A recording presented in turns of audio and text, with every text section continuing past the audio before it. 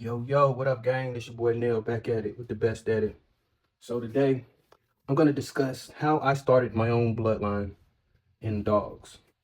And at the end of this video, I will drop some pictures to show you where I started from to where I am now. Um, the bloodline started with 4 dogs. I like the razor edge. Um, it was Gotti and Gator Mouth that was bred together. And I like that movement. I like that look. Yo, these are fire. Love those. But I like that look. So I went with those 2 dogs. They were gray and white. I didn't particular own them, but I knew that I wanted to start my program using those dogs. So those dogs were used to be bred, and it made a brown or a tan white female that a guy that I know picked up. So once he picked that dog up, I followed him so that I can start my program with his dog. But I still trace where she came from, her parents. So once he got his female to 2 years old, he then added a black dog with a white belly, and I have a picture of him. And he was added, and in his blood, he has a background of an XL bully. So with that in the mix, I then went to him and purchased a boy off his first litter. And I will have a picture of Rhino at the end of the video. So once I got Rhino, I then waited 2 years. And the guy who I got Rhino from had a litter, but then he had another litter. So I skipped the litter and I got a female from him named Leah. She's here. She's my house dog. She likes to be warm. So even as a grown dog, she loves her heat. So when I got Leah, I had to wait 2 years so that she can be bred. So I put Rhino and Leah together. Now, that's how the bloodline specifically got started, because once I doubled back and got that blood, by putting them together, it creates my own blood.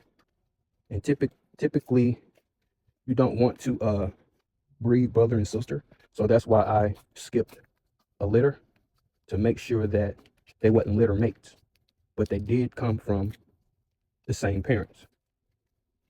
So I'll finish up after I grab a dog. So what I was saying was, like, I put Rhino and Lee together, and the 2 years had passed so that she can be bred.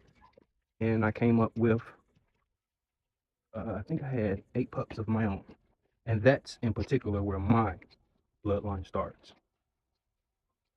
So now I have these guys, which I have them on film a lot, because I want to get into some details of hyper vigor, um, what I think about the different phenotypes and such. So we'll dig deep into that. But basically, I'm letting people know about the bloodline I'm creating, even though it hasn't been but about 8 years. You have to start somewhere. So basically, guys, the next round of pups will be Big Mama going to a grand champion, shots fired. I'll get that blood, and we're gonna make some fit bullies, guys. We're gonna make some very, very nice, healthy, breathable, movable, workable, pretty, pretty dogs. So if you are into getting in with somebody that's starting their own bloodline, particular look, customized dog, only for you, then this will be your home. And we'll become family. I look forward to meeting new people. I look forward to collaborations. And you guys can always check me out at Duro's Lounge. We mainly go live on Wednesdays, Wednesday nights, Wednesday evenings. You catch us on that dog talk. But I'm gonna drop some photos of the dogs that I was explaining.